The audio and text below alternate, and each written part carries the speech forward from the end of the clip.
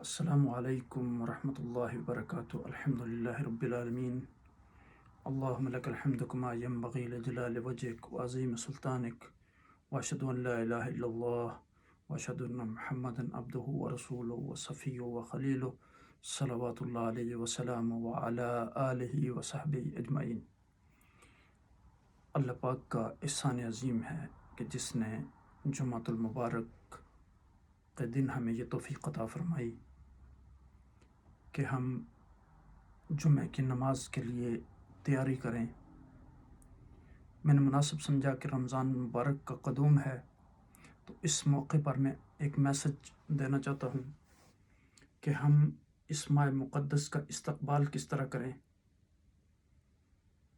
یہ ہر اس مسلمان کے لیے میسج ہے جو صحت و سلامتی کے ساتھ رمضان مبارک کو پائے، تاکہ وہ اس ماہ مقدس میں اللہ تعالیٰ کی اطاعت، بندگی، قرآن میں غور و فکر، تدبر، صدقہ و خیرات، یہ سارے کام کر سکے۔ تو رمضان کے استقبال کے لیے سب سے بنیادی جو بات ہے، جو عقائد و جہاں نبی اکرم صلی اللہ علیہ وسلم نے ہمیں سکھائی، وہ دعا ہے۔ آپ صلی اللہ علیہ وسلم جب رمضان میں داخل ہوتے تو آپ فرماتے، اللہم بارک لنا فی رجب و شعبان و بلغنا رمضان۔ اے رب کائنات، رجب اور شعبان میں برکت عطا کر اور اس برکت کے ذریعے ہمیں رمضان مبارک میں داخل فرما۔ گویا آپ صلی اللہ علیہ وسلم ان 2 ماہ میں رمضان مبارک کے استقبال کی تیاری کرتے تھے، صحابہ کرام رضوان اللہ علیہ مجمعین کو اس کے لیے تیار کرتے تھے۔ اور دوسری بات یہ ہے کہ اللہ کی تعریف اور شکر رمضان میں داخل ہوتے وقت۔ اب دیکھیں کہ رب کائنات نے کہا کہ وَإِذَا سَأَلَكَ عِبَادِي أَنِّي فَإِنِّي قَرِيب، جب بندہ مجھے پکارتا ہے تو میں اس سے قریب ہوں۔ تو اللہ کی تعریف، شکر رمضان میں داخل ہوتے ہوئے کہ رب کائنات نے ہمیں اتنی بڑی نعمت عطا کی، ایسا ماہ مقدس عطا کیا جس میں قرآن کا نزول ہوا، جس میں لیلۃ القدر ہے، جو تقویٰ کا مہینہ ہے، جس میں برکات ہیں، وہ اول و رحمہ و اوسط و مغفرہ و آخر و عتق من النار۔ اور پھر اس ماہ مقدس میں اس کے استقبال پر خوشی کا اظہار کرنا۔ حضور نبی اکرم صلی اللہ علیہ وسلم صحابہ کرام کو رمضان المبارک کے قدوم پر یہ فرمایا کرتے تھے، یہ بشارت دیتے تھے کہ جاءکم شہر رمضان، شہر رمضان المبارک، یعنی رمضان کا مہینہ، آپ کا مہینہ آ گیا، یہ مبارک مہینہ آ گیا۔ کتب علیکم صیامہ، اس ماہ مقدس میں رب کائنات نے تمہارے اوپر روزے فرض کیے۔ فیہ تفتح ابواب الجنان، اس میں جنت کے دروازے کھول دیے جاتے ہیں۔ وتغلق فیہ ابواب الجحیم، اور جہنم کے دروازے بند کر دیے جاتے ہیں۔ ہمارے سلف صالحین، صحابہ کرام رضوان اللہ علیہ مجمعین، تابعین، بزرگان دین، ان کا معمول تھا کہ وہ اس کا اہتمام کرتے تھے رمضان کے استقبال کے لیے۔ رمضان کا استقبال اس طریقے سے کرنا چاہیے جیسے پیاسی زمین بارش کا استقبال کرتی ہے، جیسا محبوب اپنے حبیب کی زیارت کرتا ہے، یا محب اپنے حبیب کی زیارت کرتا ہے، یعنی جیسے اسے ریسیو کرتا ہے، اس کا استقبال کرتا ہے۔ تو اب دیکھیں کہ آقا دو جہاں نبی اکرم صلی اللہ علیہ وسلم نے بھی یہ دعا مانگی کہ یا اللہ رجب اور شعبان میں برکت دے، اور اس برکت کے ذریعے ہمیں رمضان میں داخل فرما۔ تو ہم بھی اسی دعا کو مانگتے ہیں کہ فَاللَّهُمَّ بَلِّغْنَا رمضان فَقَبِّلْهُ مِنَّا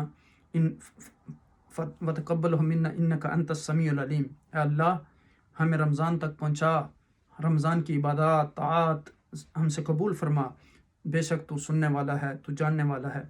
پھر اس کے لیے اخلاص سے نیت کی درستگی۔ امام ابن جوزی رحمۃ اللہ علیہ نے فرمایا کہ ینبغی للانسان ان یعرف شرف وقیمت وقتہ فلا یضیع فی لحظۃ فی غیر قربہ، یعنی انسان کو چاہیے کہ اس ماہ مقدس کے اہمیت کو جانے، فضیلت کو جانے، اور اس میں ایک لمحہ بھی اللہ کی عبادت، اللہ کی اطاعت، اللہ کی بندگی کے بغیر نہ گزارے، صدقہ و خیرات کے بغیر نہ گزارے، قرآن کی تلاوت کے بغیر نہ گزارے، قرآن میں غور و فکر کرنے کے بغیر نہ گزارے۔ اور آپ دیکھیں کہ یہ چند لمیٹڈ ڈیز ہیں، ایام معدودات، جیسے قرآن نے فرمایا اللہ سبحانہ تعالیٰ نے۔ پھر اس میں ہم رمضان المبارک کو کھانے پینے کا مہینہ سمجھ لیتے ہیں، شاید اس میں بہت زیادہ کھانے کا اہتمام ہوتا ہے۔ بیسیکلی یہ کھانے سے میں کمی کرنے کا مہینہ ہے۔ تو اسی طرح قرآن کی تلاوت، ذکر و فکر، قرآن میں تدبر، غور و فکر، اس پر عمل کرنا، قرآن کا پیغام دوسرے لوگوں تک پہنچانا. تو ہم سمجھتے ہیں کہ رمضان شاید سونے کا مہینہ ہے. رمضان بیسیکلی ایکٹیو ہونے کا مہینہ ہے، شرف و فضیلت والا مہینہ ہے، جس میں قرآن حکیم کے علاوہ دوسری بھی بے شمار کتب جو نازل ہوئی ہیں. پھر اس میں ایک پلاننگ کرنا، پکا ارادہ اور منصوبہ بندی کرنا. پھر یعنی آخرت کے لیے تو بہت کم لوگ جو ہیں وہ اس طرح کی پلاننگ کرتے ہیں. دنیا کے لیے تو ہم ساری پلاننگ کرتے ہیں. اسی طرح ہمیں چاہیے کہ ہم اسپرچل طور پر اور فزیکلی نفسیاتی طور پر بھی اور روحانی طور پر بھی آپ کو رمضان کے استقبال کے لیے تیار کریں. رمضان مبارک میں فقہی مسائل کو سیکھیں، ایسی کتب کا مطالعہ کریں جو رمضان کے مسائل کو سمجھنے میں ہمارے لیے معاون ثابت ہوں. چونکہ فرائض عبادت جو ہیں ان کے لیے ضروری ہے کہ ہم عبادات کو سمجھ کر کریں، تو تاکہ درست طریقے سے ہم عبادت کر سکیں. پھر رمضان کا استقبال اس عید کے ساتھ کریں کہ تمام برائیوں اور گناہوں کو ترک کر کے سچے دل سے توبہ نصوحہ کریں، کیونکہ یہ توبہ کا مہینہ ہے، مغفرت کا مہینہ ہے، رحمتوں کا مہینہ ہے، آگ سے چھٹکارے کا مہینہ ہے. جیسے رب کائنات نے فرمایا توبوا الی اللہ جمیعا ایھا المؤمنون لعلکم تفلحون. پھر نفسیاتی اور روحانی طور پر اپنے آپ کو تیار کرنا، اور یعنی حضور نبی اکرم صلی اللہ علیہ وسلم جیسے صحابہ کو تیار کرتے تھے. پھر دعوت الی اللہ کے لیے تیاری کرنا، مسجد میں مختصر جو ریمائنڈر ہوتے ہیں ان کو سننا. اسی طرح کتب کی تقسیم ہے، رمضان کے موقع پر گفٹ پیک جس میں کتب یا CDs وغیرہ ہوں اور اس کے اوپر لکھا ہو کہ رمضان گفٹ پیک. اسی طرح آپ غیر مسلموں کو بھی رمضان میں کوئی ایسا گفٹ دے سکتے ہیں. فقراء اور مساکین کو یاد رکھنا، ان پر صدقہ و خیرات کے ذریعے رقم خرچ کرنا. رمضان کا استقبال نئے صفحہ کے ساتھ یعنی وائٹ پیپر بالکل کلین ہو کے کرنا. اللہ سے توبہ صادقہ کے ذریعے رجوع کرنا. اسی طرح رسول اللہ صلی اللہ علیہ وسلم کی اطاعت کرنا، جو انہوں نے حکم دیا اس کو کرنا اور جسے منع کیا اس سے رک جانا. ما آتاکم الرسول فخذوہ وما نہاکم عنہ فانتہوا.